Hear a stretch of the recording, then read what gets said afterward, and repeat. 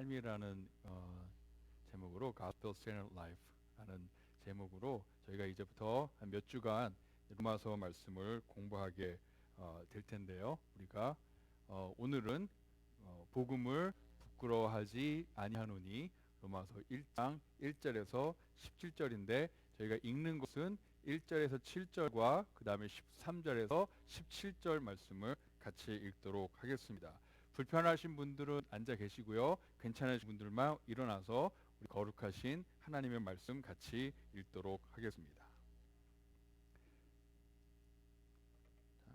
시작. 예수 그리스도의 종 바울은 사도로 부르심을 받아 하나님의 복음을 위하여 택정함을 입었으니 이 복음은 하나님이 선지자들을 통하여 그의 아들에 관하여 성경에 미리 약속하신 것이라. 그의 아들에 관하여 말하면 육신으로는 다윗의 혈통에서 나셨고 성결의 영으로는 죽은 자들 가운데서 부활하사 능력으로 하나님의 아들로 선포되셨으니 곧 우리 주 예수 그리스도시니라.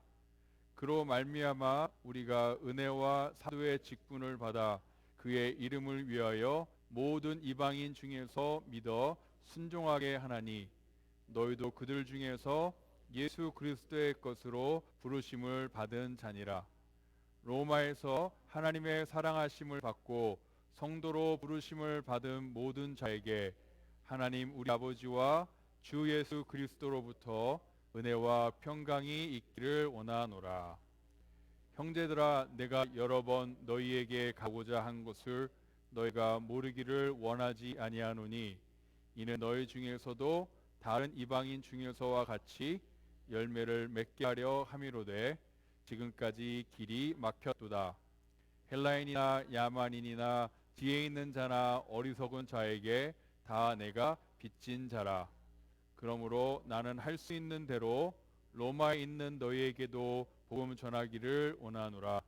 내가 복음을 부끄러워하지 아니하노니 이 복음은 모든 믿는 자에게 구원을 주시는 하나님의 능력이 됨이라. 먼저는 유대인에게요 그리고 헬라인에게로다. 복음에는 하나님의 의가 나타나서 믿음으로 믿음에 이르게 하나니 기록된 바 오직 의인은 믿음으로 말미암아 살리라 함과 같으니라. 아멘. 감사합니다. 자리에 앉아주시고요. 우리 잠깐 기도하겠습니다. 하나님, 이 시간에 하나님 말씀을 듣기를 원합니다. 우리의 마음 문을 열어주시고 이 시간에 성령 하나님께서 전하는 자와 듣는 자를 온전히 다스려 주시옵소서. 이 시간에 하나님의 말씀만이 드러나게 하시고 특별히 말씀 전하는 저를 불쌍히 여겨 주셔서 하나님의 마음을 품고 하나님의 사랑을 품고 하나님의 열정을 품고 또 하나님의 능력 안에서만 이 말씀이 그대로 전해지게 해 주시옵소서. 온전히 감춰 주시고 하나님의 말씀만 왕성하게 해 주시옵소서. 성령 하나님, 간절히 소원합니다. 이 시간에 이 자리에 임하시고 말씀을 통해 역사해 주시옵소서. 감사함 예수 그리스도 이름으로 기도하였습니다. 아멘. 네. 그 911이 이렇게 일어났을 때 그때가 2001년도죠. 그때 저는 이제 미국 시민권자가 아니었고요. 대학교를 다니는 유학생이었어요. 근데 이제 그때 보니까 911이 있고 나서 사람들이 창문에 미국 국기도 막 걸고 또 차에 미국 국기를 많이 걸고 이렇게 막 다니더라고요. 그리고 이렇게 그 티셔츠를 입는데 어떤 티셔츠를 그 사람들이 입고 다녔냐면 I am proud to be an American 그런 걸 이렇게 입고 다니더라고요. 저는 그때는 이제 미국인이 아니죠. 그랬는데 그냥 미국에 살고 있는 게 자랑스러워서 저도 이 티를 샀어요. 이렇게 서 있는 거를. 그리고 저도 자랑스럽게 입고 다녔어요. 그리고 제 차에 미국 국기도 꽂은 적이 있어요. 왜냐하면 그때 당시에 이 미국 사람들이 가지고 있었던 이 미국인에 대한 자긍심, 이게 저한테는 되게 좀 멋있게 보였어요. 그래가지고 그냥 따라 했습니다. 거기에 끌려서 그 사람들이 가지고 있는 이 나라에 대한 그 자긍심에 끌려가지고 저도 그냥 이렇게 따라서 미국인은 아니지만 저런 거 입고 다니고 미국 국기 꽂고 다니고 그랬어요. 한동안은 계속 그러진 않고요. 지금은 이제 저도 미국 시민권자입니다. 그래서 미국인인 것도 자랑스럽고 또 한국인인 것도 너무 자랑스럽습니다. 제가 뭐에 또 더 자랑스러운지 아세요? 제가 크리스찬인 거에 자랑스럽습니다. 제가 예수님을 따르는 자인 것에 자랑스럽습니다.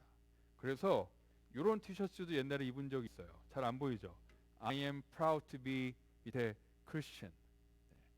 저런 것도 입고 다니고 당당하게 걸어 다니고 싶습니다. 여러분은 여러분들이 그리스도인인 것에 자랑스럽습니까? 여러분들이 하나님 나라의 시리즌인 것에 자랑스러우십니까? 혹시 내가 기독교인인 것에 대해서 부끄러운 적이 있으셨습니까? 혹시 내가 기독교인인 것을 숨기고 싶어 했던 적이 있으십니까? 없으시죠? 전 있어요. 뭐 기독교인인 걸 숨긴 건 아닌데 제가 목사인 걸 숨긴 적이 있어요.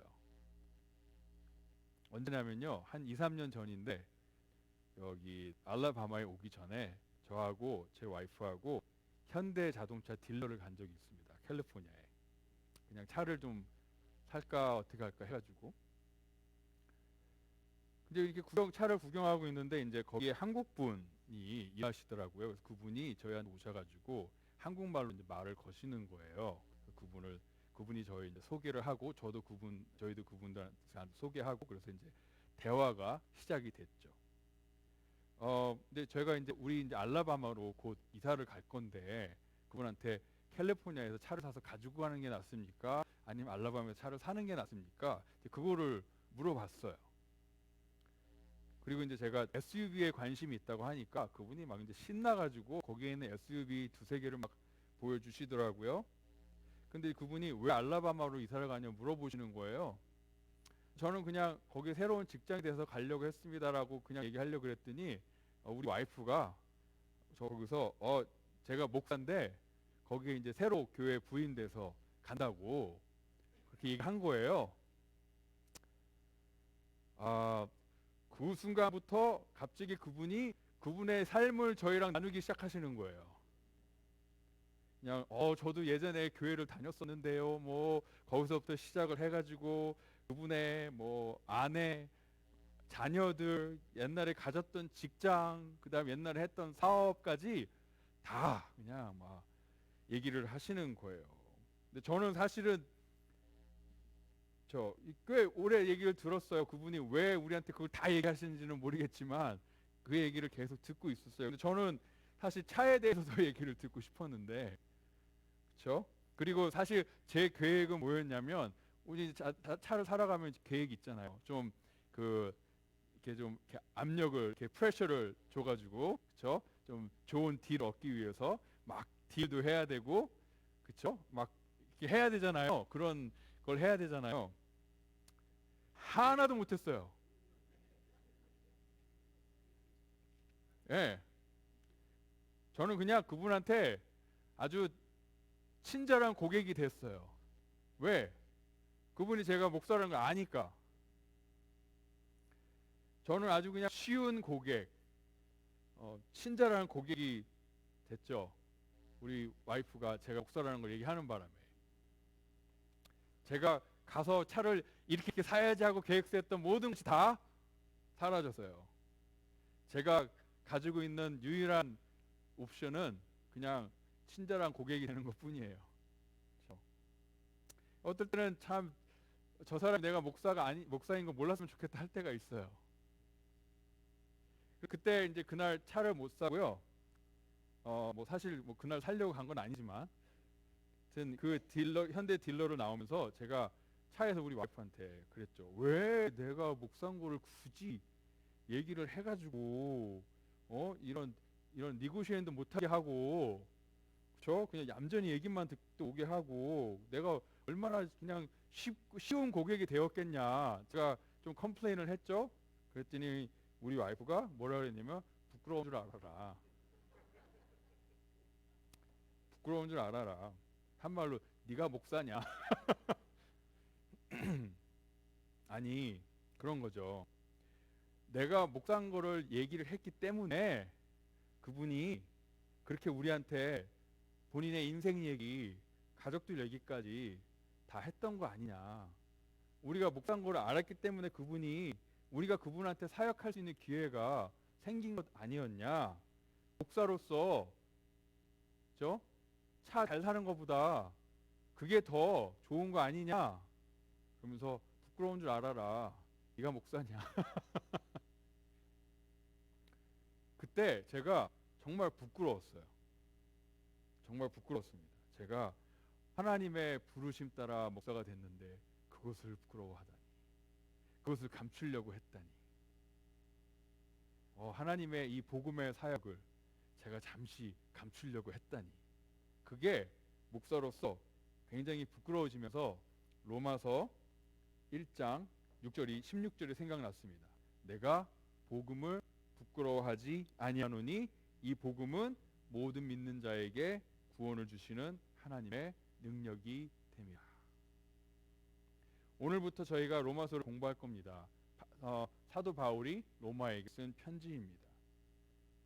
이 로마서에 담겨 있는 이 보석 같은 것들이 있어요. 얼마나 그 교리적이고 신학적인 게 얼마나 잘 담겨져 있는지 모릅니다. 그리고 그리스도인으로서 어떻게 우리가 살아가야 되는지 그런 것도 잘 담겨져 있습니다. 아무쪼록 여러분과 제가 이제 앞으로 몇 주 동안 로마서를 공부하면서 우리가 그 로마서를 더 좋아하게 되고 또 우리가 그 복음의 능력 안에서 복음의 진리 안에서 우리가 같이 여러분과 제가 같이 성장할 수 있기를 바랍니다. 이 로마서는요 많은 사람들을 변화시켰고요 또 세상을 변화시킨 그런 책입니다. 그 중에 대표적인 사람이 여러분들이 잘 아는 마틴 루터예요. 이 마틴 루터는 독일에 있는 그 수도사, 그죠? 제가 수도승이라 그럴 뻔했어요. 수도사죠. 근데 이 마틴 루터는 그 어떻게 배웠냐면 구원받기 위해서는 하나님 앞에서 그 거룩한 삶을, 의로운 삶을 살아야 된다라고 그렇게 배웠어요. 그러면서 시간이 지나면서 이 마틴 루터에게 무슨 일이 생겼냐면 하나님을 미워하기 시작했어요. 하나님을 뭘 미워하기 시작했냐면 첫째로 자기가 할 수 없는 일을 시켰고 두 번째로 그것을 그것을 자기가 실패하도록 자기를 놔뒀다라는 거예요. 자기가 살 수 없는 삶을 살으라고 시키셨고 그 다음에 자기가 그렇게 못 살도록 놔뒀다는 거예요. 하나님께서 나를 실패하도록 하나님께서 미리 다 셋업을 해놓으신 거 아니냐. 그러면서 내가 실패한 것을 하나님께서 처벌하시면 이거는 무슨 논리냐 해가지고 이 그 마틴 루터가 하나님을 미워했어요.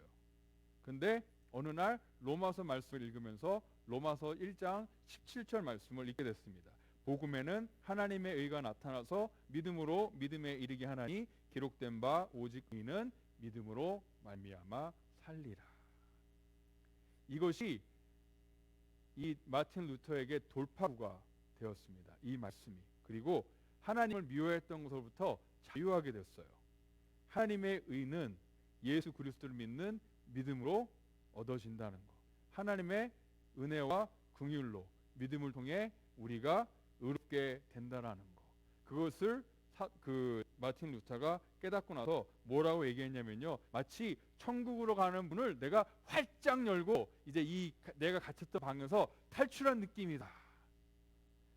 그렇게 표현을 했습니다. 자기가 지금까지 이것에 막 갇혀 있었는데 이 말씀 한 구절로 인하여서 문을 딱 박차고 이제 천국으로 가는 문으로 들어갔다라고 그렇게 얘기를 하죠. 그리고 이 복음을 깨달은 루터를 통해서 독일이 변화되고 유럽이 변화되고 더 나아가서 우리가 잘 아는 종교 개혁이 시작이 됐습니다. 그래서 이 로마서는요 인류의 역사를 바꿨고요, 그다음 세상을 바꾼 책이고 그 다음에 많은 사람들을 변화시킨 책입니다. 왜 이 로마서 말씀이 특별할까요? 왜 이렇게 로마서 말씀이 많은 사람들에게 정말 그 신약 성경 중에서 가장 중요한 책 중에 하나로 여겨질까요? 왜냐하면 이 로마서는요, 처음부터 끝까지 뭐에 관련된 책이냐면 복음에 관련된 책이에요. 복음입니다. 이 로마서는 AD 57년경에 사도 바울이 그 로마에 있는 교인들에게 쓴 책인데요, 그 편지인데, 왜 했냐면 복음을 이해하길 원했어요. 그 사람들이 복음을 경험하기를 원했어요. 그래서 이 책은 3차 전도 여행 때 고린도에 있을 때 로마에 있는 교인들을 향해 쓴 책입니다. 이 로마 교회는요, 사도 바울이 세운 교회가 아니에요. 사도 바울이 가기 전에 이미 세워졌던, 누군가에 의해서 세워졌던 교회입니다. 그리고 성장하는 교회였고요, 여러 민족이 섞여서 신앙생활을 했던 공동체입니다. 그래서 이 로마서를 쓸 때에 사도 바울은 로마에 있는 교인들을 한 번도 만난 적이 없어요. 근데 본인이 정말 가기를 원했어요. 그래서 가기 전에 이 로마서를 통해서 그 사도 바울이 가르치는 복음과 교리를 미리 잘 이해할 수 있도록, 혹시 오해하는 게 없도록, 그 다음에 본인이 사도로서의 권한을 로마 교인들에게 미리 알려주기 위해서 이 로마서를 썼는데, 로마서는 두 부분으로 나눕니다. 첫 번째는 로마서 1장부터 11장까지는 주로 복음에 대한 교리가 나와 있어요. 그 다음에 로마서 12장부터 16장까지는 그 복음을 어떻게 살아낼 것인가에 대한 구체적인 삶의 그 가르침들이 나와 있습니다. 1장부터 11장, 그 다음에 12장부터 16장, 그렇게 두 개로 나눠집니다. 이 로마의 교회는요, 그러니까 이 사도 바울이 이 로마의 교인들 한 번도 만난 적도 없고, 사실 이 로마 교회 자체에도 지금 문제가 많아요. 그 헬라 기독교인들과 유대 기독교인들이 서로 막 충돌하고 있었어요. 그렇게 문제가 많은 상태에서 이 사도 바울은 알았어요. 이 로마 교인들이 지금 가장 먼저, 가장 우선적으로 들어야 될 것은 뭐냐면 바로 그것이 복음이다. 복음이다. 이 복음인 의로우신 하나님의 의로우심이 예수 그리스도의 삶과 죽음 안에 담겨져 있다라는 복음이에요. 이 복음은 이 의로우신 하나님의 의로우심이 예수 그리스도의 삶과 죽음을 통해 우리에게 거저 주어졌다라는, 그것이 바로 로마서에서 말하고 있는 복음입니다. 우리가 로마서를 공부하면서 우리의 삶이 변화되기를 간구하시기를 바랍니다. 이 로마서를 공부하면서 우리의 그 복음에 대한 우리의 이해가 더 깊어지기를 원합니다. 제가 말씀한 대로 로마서는 뭐에 대한 책이라고요? 복음에 대한 책이에요. 그죠? 복음에 대한 책. 이 로마서의 저자인 사도 바울은요, 그냥 복음에 미친 사람이에요. 여러분 잘 아시죠? 이 복음 때문에 변화된 사람이에요. 그래서 사도 바울도 처음에 이 로마서를 시작할 때부터 복음으로 시작을 합니다. 우리 1절을 한번 볼까요? 1절을 한번 보면, 예수 그리스도의 종 바울은 사도로 부르심을 받아 하나님의 복음을 위하여 택정함을 입었으니. 여기서 이제 보통 우리 편지처럼 자신을 소개하죠. 이 로마서의 저자가 누구라고요? 사도 바울이죠. 사도 바울은 자신을 지금 어떻게 소개하고 있죠? 보면은 종과 사도로 소개하고 있죠. 여기서 종은 그리스도의 종입니다. 그렇죠? 이 종은 다른 말로 원래 둘로스라는 헬라어인데요, 이 둘로스의 원래 의미는 뭐냐면 노예예요. 노예. 다시 말하면 주인이 있다라는 거예요. 누군가의 권위 아래에 있다라는 겁니다. 사도 바울도 그리스도의 종이고 우리도 그리스도의 종입니다. 우리에게는 주인이 있습니다. 종이 종 마음대로 하나요? 주인의 뜻대로 하죠. 우리도 우리의 삶 내 것처럼 마음대로 살지 않습니다. 우리에게는 주인이 있습니다. 그 주인은 예수 그리스도고요. 우리는 이 한평생을 살아갈 때 그 주님의 뜻대로 살아가는 겁니다. 또 사도 바울은 자신을 뭐라고 소개하고 있죠? 사도로 부르심을 받았다라고 소개하고 있습니다. 이 사도의 뜻은 뭐냐면요, 보내심을 받은 자라는 뜻이에요. 사도는 보내심을 받은 자. 보내심을 받았다는 것, 자기가 스스로 갔다라는 게 아니죠. 누군가에 의해 보내졌다라는 거죠. 사도 바울은 본인이 원해서 사도가 된 사람이 아니에요. 그렇죠? 예수 그리스도에 의해서 사도로 보냄을 받은 사람입니다. 그래서 이 사도 바울의 이 사도로서의 권위는 누구한테 오는 거죠? 자기한테 오는 게 아니라 자기를 보낸 예수 그리스도에게로부터 사도의 권위가 오는 거예요. 자, 예수님께서 사도 바울을 이 바울을 왜 사도로 부르셨죠? 무엇을 위해서?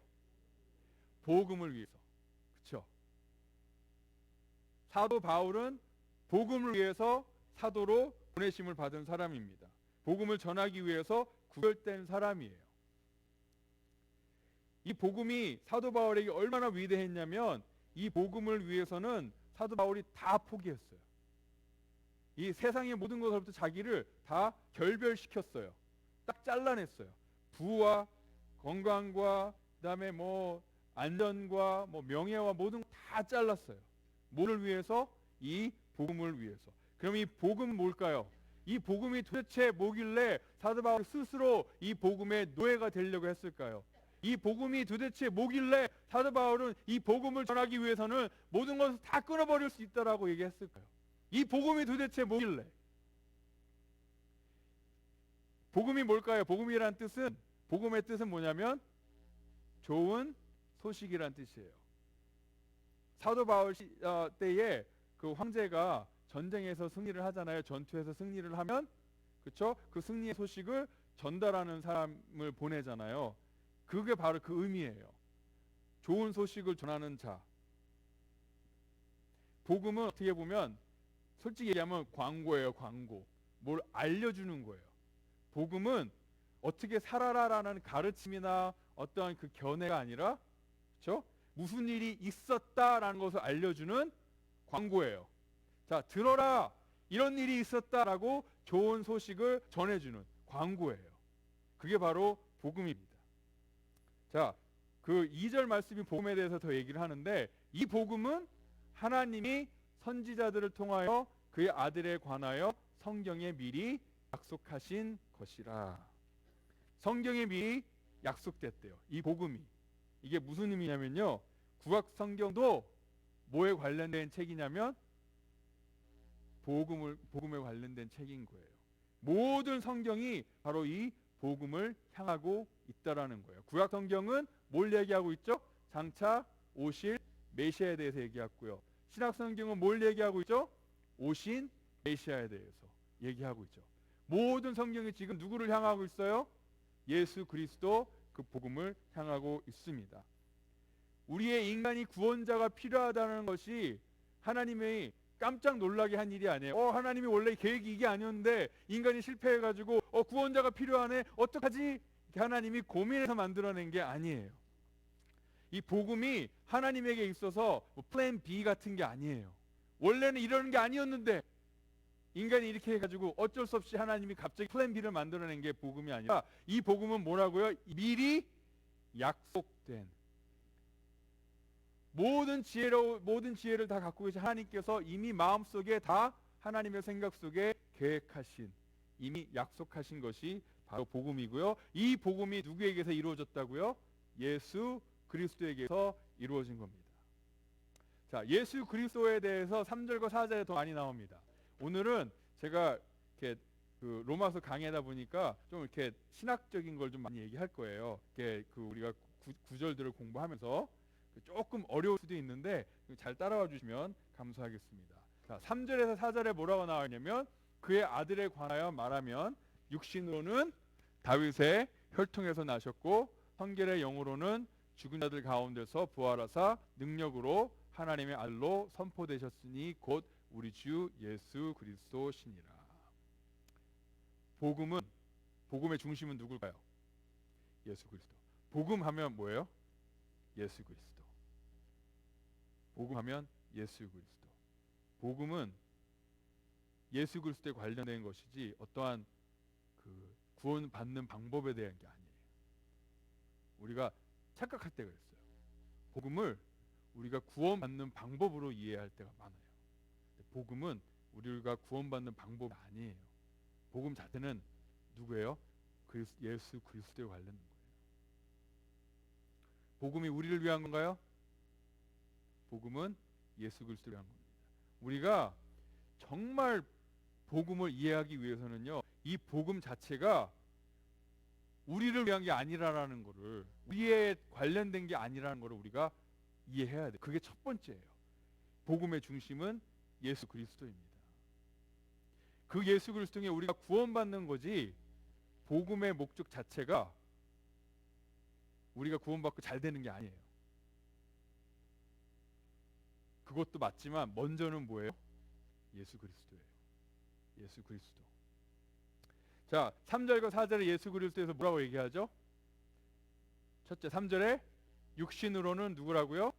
다윗의 혈통. 이게 무슨 뜻이냐면 예수님은 100% 인간이다. 그렇죠? 100% 인간이다. 육신의 이 땅에서 육신의 삶을 사셨고 다윗의 육신적인 후손이다. 얘기 뭐냐면 예수님은 100% 인간이다라는 거예요. 그리고 이 다윗의 자손을 통해 나온다라는 그 예언이 육신으로 오신 예수님을 통해서 이루어졌죠. 두 번째, 5절은 예수님에 대해서 뭐라고 나오죠? 하나님의 아들. 이거는 무슨 뜻이에요? 예수님은 100% 하나님입니다. 여기서 그 예수님이 100% 뭐라고요? 인간이고 100% 하나님입니다. 예수님은 그렇게 소개하고 있습니다. 예수님께서 하나님의 아들로 선포되셨으니 라고 나와 있죠. 그러면 이게 우리가 혹시 자칫 이해를 우리 오해하면 예수님이 원래 하나님이 아니었는데 어느 순간에 하나님의 아들이 하나님의 아들이 되었다라는 의미가 아니에요. 예수님은 창세전부터 영원토록 성자 예수 그리스도 하나님의 아들이십니다. 그리고 예수님께서 하나님의 아들이 되심을 가장 분명하게 보여주는 사건이 뭐죠? 죽은 자 가운데서 부활하사. 예수님의 부활이 바로 예수님께서 하나님의 아들 되심을 가장 분명하게 보여주는 사건입니다. 이 부활을 통해 예수님이 누구신가에 있었던 모든 의심이 다 사라지는 거예요. 이 부활이 아니었다면 그냥 예수님은 훌륭한 선생일 뿐입니다. 하지만 예수님께서 부활하셨기 때문에 예수님은 오늘도 우리의 구주이시고 오늘도 우리의 구원자가 되시는 거예요. 자, 5절로 한번 가볼까요? 그로 말미암아 우리가 은혜와 사도의 직분을 받아 그의 이름을 위하여 모든 이방인 중에서 믿어 순종케 하나니. 5절 말씀 중에 믿어 순종케 하나니라는 말씀에 좀 집중하고 싶어요. 이게 무슨 뜻일까요? 믿고 순종하는 거예요. 그렇죠? 믿음과 순종에 대해서 나와 있죠. 자, 제가 여기서 두 가지를 말씀하고 싶어요. 믿음과 순종에 대해서 나와 있는데 사도 바울은 우리가 구원받기 위해서 믿음도 있어야 되고 또 순종도 있어야 된다라고 이 두 가지가 우리의 구원을 위한 조건이라고 가르치는 게 아니에요. 잘 이해하시기를 바랍니다. 이 순종은 믿음에서 나오는 거예요. 이 순종은 우리가 정말로 예수 그리스도를 신뢰할 때 나오는 그런 순종이에요.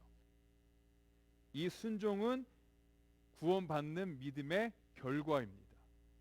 열매예요. 순종이 우리의 구원을 위한 두 번째 조건은 아닌 거예요.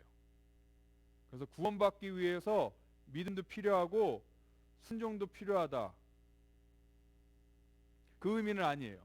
근데 또한 이것이 무슨 의미냐면 우리의 믿음이 진짜라면 우리의 삶에 순종이 나타나게 되어 있다라는 거예요.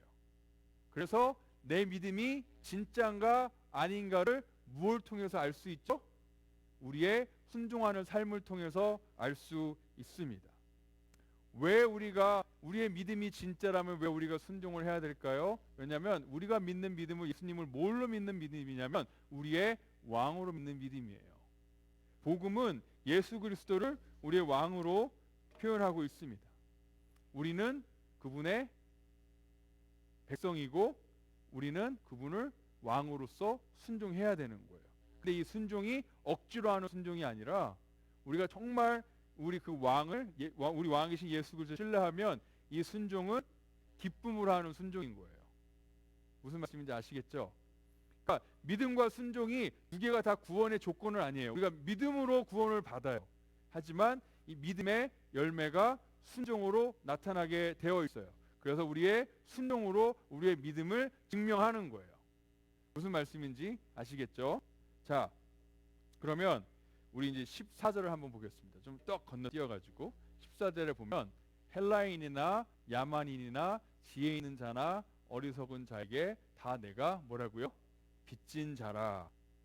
여기서 빚진 자, 헬라인, 야만인, 지혜 있는 자, 어리석은 자에게 어떠한 모든 사람에게 지금 사도 바울이 빚진 자라고 얘기하고 있는데 여기서는 영어로는요 이거를 뭐라고 나와 있냐면 나의 의무다. 또 내가 한국말 번역이 더 정확한 것 같아요. 빚진 자라. 근데 여기서 사도 바울이 사실 로마에 있는 교인들을 만난 적이 없어요. 뭘로 빚진 걸까요? 뭘로 빚진 거예요 도대체? 뭐 돈을 꿨나요? 자, 빚지는 거는 두 가지 방법이 있습니다. 첫 번째는요, 여러분 중에 한 분이 저한테 100불을 꿔줬어요. 그렇죠? 그러면은 제가 그 100불을 갚기 전까지는 제가 여러분에게 빚진 거예요. 그죠? 또 다른 방법은 여러분 중에 한 분이 저한테 이 100불을 주고서는 이 100불을 우리 크리스틴 사모한테 줘라 한 거예요. 이 100불을 크리스틴 사모한테 줘라 하고 저한테 준 거예요. 그럼 저는 이 100불을 크리스틴 사모한테 줄 때까지는 저는 지금 크리스틴 사모한테 100불을 빚진 거예요. 무슨 말씀인지 아시죠? 사도 바울이 자기가 지금 빚졌다라는, 자기가 빚진 자라는 얘기는 이 두 번째를 말하는 거예요. 하나님께서 사도 바울에게 거저 복음을 주셨잖아요. 그렇죠? 거저 복음을 주셨는데 하나님께서 이 복음을 다른 사람에게도 나눠줘라 라고 하나님께서 말씀하셨잖아요. 그럼 사도 바울은 이 복음을 다른 사람에게 나눠줄 때까지는 다른 사람에게 이 복음을 빚진 자가 되는 거예요. 그럼 이거는 갚아도 되고 안 갚아도 되는 게 아니에요. 빚은 어떻게 해야 돼요? 갚아야 되죠. 선택이 있습니까? 안 갚아도 되는 빚이 있어요? 뭐 그런 분들도 있지만, 그렇죠? 빚이라는 것 자체는 뭐예요? 갚아야 되는 거예요. 자신의 선택사항이 아니에요. 그렇죠? 그러면 사도 바울은 복음의 빚진 자예요. 누구에게? 모든 사람에게. 그렇죠? 그러면 이거는 사도 바울은 자기가 갚아도 되고 안 갚아도 되는 게 아니에요. 빚진 자라는 얘기는 꼭 갚아야 되는 거예요. 안 그러면 도둑놈인 거예요. 우리가 사도 바울이 복음의 빚진 자인 것처럼 우리도 다 복음의 빚진 자입니다. 사도 바울이 복음을 거저 받고 이 복음을 꼭 나눠야 되는 빚을 진 것처럼 우리도 그러는 거예요. 근데 우리는 이것을 해도 되고 안 해도 되는 것으로 생각하면 그건 빚진 게 아니에요. 그렇죠?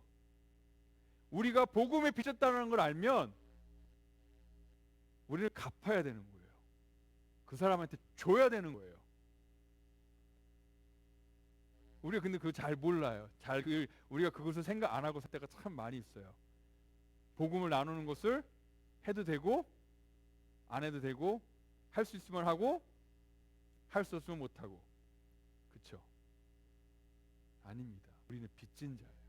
사도 바울처럼. 모든 믿는 사람에게 주어진 의무이자 사명, 바로 복음의 빚진 자로 사는 겁니다. 자, 우리 16절을 한번 볼까요? 한번 다 같이 읽어보겠습니다. 시작.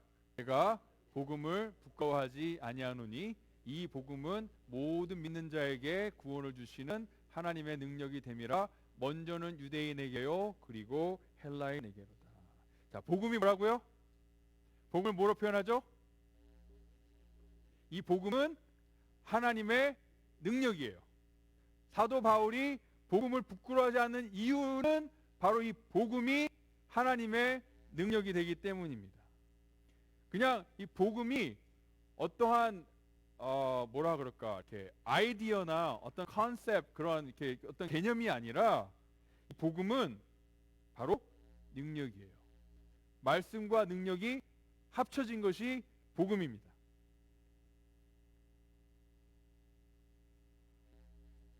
자, 우리가 이제 좀 신학적으로 얘기할게요. 이 복음이 하나님의 능력을 불러오는 게 아니고, 이 복음이 하나님의 능력을 가지고 있는 게 아니고, 이 복음이 하나님의 능력이에요. 그 차이를 아시겠죠?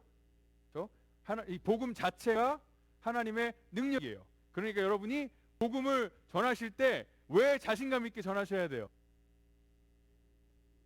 이 복음 자체가 하나님의 능력이에요. 믿으십니까? 여러분들이 잘 전하고 못 전하고 상관없어요. 이 복음 자체가 하나님의 능력이에요. 근데 뭘 하는 능력이에요? 구원을 주시는 능력이에요. 자, 이 복음이 참 사람들에게 많은 유익한 일을 합니다. 사람을 변화시키기도 하고, 사람을 변화시키기도 하고, 그쵸? 우리의 삶을 새롭게 하기도 합니다. 하지만 복음이 진짜 하나님의 능력인 것은 그냥 우리의 삶을 더 변화시키는 그 능력 때문이 아니라, 복음이 진짜 능력인 것은 구원을 하는 능력이 있기 때문인 거예요. 어떤 능력이라고요? 구원하는 능력. 구원을 주시는 능력입니다. 구원을 주시는 능력은 복음밖에 없어요. 그 어느 것에서도 이 능력을 찾을 수 없습니다. 복음 안에만 구원을 주시는 능력이 있습니다. 자, 그러면 이 구원을 주시는 하나님의 능력이 우리한테 어떻게 올까요? 우리가 우리에게 구원을 주시는 이 하나님의 능력을 어떻게 받을까요? 뭘 통해? 모든 믿는 자에게. 뭘 통해? 믿음을 통해. 이 복음의 구원의 이 능력이 우리에게 오는 유일한 통로는 뭐예요? 믿음이에요. 누구를 믿는 믿음? 예수 그리스도를 믿는 믿음. 마치 우리가 전기 스위치가 있잖아요. 이 스위치가 전력을 불러오는 통로가 되잖아요. 그죠? 그 전구와 전기의 통로가 되잖아요. 그것처럼 이 믿음이 하나님의 구원의 능력을 우리에게 오게 만드는 거예요. 근데 자 보십시오. 모든 믿는 자에게 나와 있죠. 이 모든 믿는 자는 두 가지 의미가 있어요. 모든 사람, 모든의 의미가 있죠. 이건 뭐예요? 이 복음은 모든 사람에게 다 available 하다는 거예요. 뭐 그 사람의 배경이라든가 출신이라든가 가리지 않습니다. 그렇죠? 인종 가리지 않아요. 이 복음은 모든 사람에게 주어지는 복음이에요. 경계가 없습니다. 어떤 사람이든 상관없어요. 근데 모든 사람이라는 것도 있지만 또 하나의 리밋이 있어요. 제한이 있어요. 그건 뭐죠? 믿는 자에게. 이 복음이 모든 자에게 주어진 건 맞지만, 그렇죠? 어떤 사람이라든지 이 복음이 다 주어진 건 맞지만, 이 복음의 능력이 전해지는 것은 누구에게? 믿는 자에게. 그래서 모든 믿는 자에게. 그러니까 이 구원은 그냥 모든 사람이 다 구원받는다라는 건 아니에요. 그렇죠? 많이 구원설이 있죠. 많이 구원설이 있는데 그건 뭐예요? 무슨 어떤 사람이든 상관없이 모든 사람이 다 구원받는다 그러는데 사실 아니죠. 모든 사람이 구원받는 건 맞는데 모든 믿는 사람이 구원받는 거예요. 이 복음이 누구를 위한 복음일까요? 여러분을 위한 복음입니다. 우리를 구원하는 이 복음의 능력이 누구를 위한 능력이에요? 여러분을 위한 능력입니다. 이 복음은 예수님이에요. 그리고 이 복음을 통해 여러분과 저 같은 죄인이 예수님 앞에 의롭게 서는 겁니다. 이 복음은 우리를 구원하는 능력이 있고요. 그다음 우리를 변화시키고 우리의 삶을 바꾸는 능력이 있습니다. 이 복음을 통해 우리가 하나님의 나라의 백성으로 개런티 됩니다. 이 복음은 우리가 어떤 배경이 있든지 우리의 과거가 어땠든지 다 중요하지 않습니다. 이 구원의 능력인 이 복음을 우리가 받을 수 있는 유일한 방법은 예수 그리스도를 통한 예수 그리스도를 믿는 그 믿음이에요. 우리의 죄를 위하여 돌아가신 예수 그리스도, 그렇죠? 그 다음에 하나님의 아들이심 증명하기 위해 부활하신 예수 그리스도. 또 뭐죠? 죄와 죽음의 위의 권세를 가지고 계시기를 보여주시기 위해 부활하신 예수 그리스도. 우리에게 영원한 생명이 있음을 보여주시기 위해 부활하신 예수 그리스도. 그 예수 그리스도. 예수 그리스도가 누구인가? 예수 그리스도의 죽음, 예수 그리스도의 부활. 이것을 통해 이것을 믿는 것을 통해 우리가 구원을 받는 겁니다. 우리가 정말 이 복음을 이해를 하면은요, 우리 안에 이것을 전해야 되고자 하는 마음이 생겨요. 의무감으로나 목사님이 시켜서가 아니라 우리 안에 이 복음을 전해야겠다라는 마음이 생깁니다. 그래서 복음을 부끄러워하지 마십시오. 복음에 대하여 자신감을 잃지 마십시오. 여러분들이 잘 못 전해도 괜찮습니다. 복음 자체가 구원을 주시는 하나님의 능력입니다. 사실 2000년 전에 쓰여진 책이에요. 로마서는 2000년 전에 사도 바울이 로마에 있는 교인들에게 보낸 서신입니다. 하지만 이 로마서를 잘 읽어보시면 이 서신은요, 우리에게 쓰여진 서신이에요. 이 로마서를 앞으로 읽으실 때 이것이 나한테 주는 편지라고 생각하시고 읽으시기를 바랍니다. 아무쪼록 오늘 로마서 말씀을 통해서 우리의 삶에 다시 한번 복음이 무엇인지, 그렇죠? 그 다음에 구원을 베푸는 그 능력인 복음을 우리가 지금 어떻게 살고 있는지, 여러분들이 그런 것들 다시 한번 돌아볼 수 있기를 바랍니다. 기도하겠습니다. 하나님 감사합니다.